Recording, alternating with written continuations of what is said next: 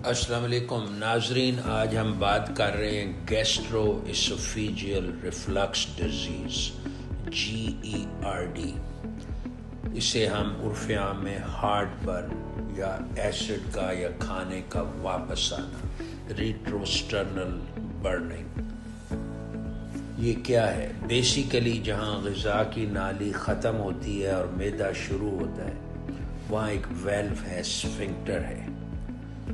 یہ اگر لوز ہو جائے تو اس سے کھانا نیچے جانے کی بجائے واپس آ رہا ہوتا ہے۔ تو 20% لوگوں میں یہ پرابلم ہے۔ تو اس کی کچھ پری ڈسپوزیشنز ہیں، یہ کن لوگوں میں ہیں؟ جو لیک آف ایکسرسائز ہے، جو تھوڑے سے جن کا وزن زیادہ ہے، اوبیس ہیں، آئلی فوڈ ہے، سیڈینٹری لائف سٹائل ہے کہ ایکسرسائز وغیرہ نہیں کرتے۔ اب اس کی امپلیکیشنز کیا ہیں؟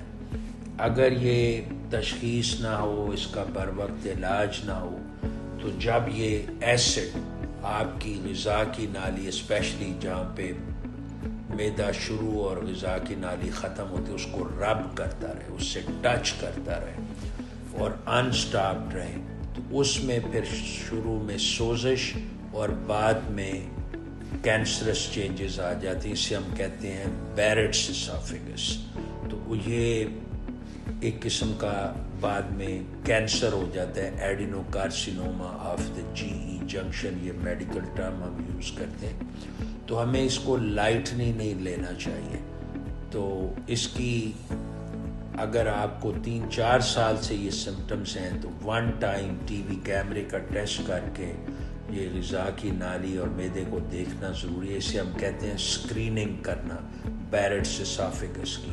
اگر یہ شروع کی سٹیج میں ہو تو پھر ہم میڈیکل ٹریٹمنٹ سے اس کو ہیلپ کر سکتے ہیں، جو اسے ہم کہتے ہیں ایسڈ سپریشن تھراپی، کہ آپ ایسڈ کم کرنے کی دوائیاں دے رہے ہیں اور پروکائنیٹک ایجنٹ۔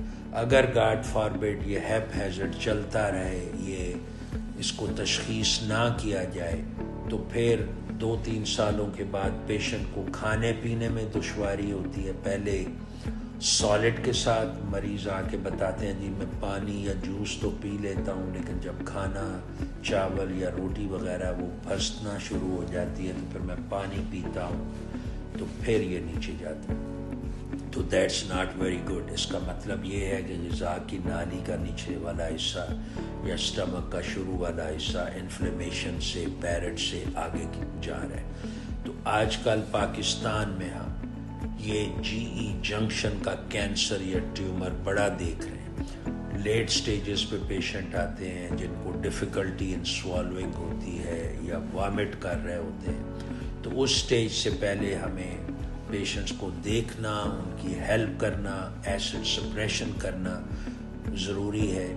اور اگر یہ مسلسل 2-3 سال سے یہ تکلیف ہو رہی ہو اور دوائیوں کے باوجود ہو رہی ہو تو ون ٹائم اس کو ٹی وی کیمرے میں دیکھنا ضروری ہوتا ہے۔ دوسرے کچھ لائف سٹائل موڈیفیکیشن ہے، کھانا کم کھانا، بھوک رکھ کے کھانا اور واک ایکسرسائز کرنا اور کنٹرول اپنا ویٹ کرنا، یہ چیزیں میجر ہیں جو آپ کی ریفلکس ڈیزیز کو ہیلپ کرتے ہیں۔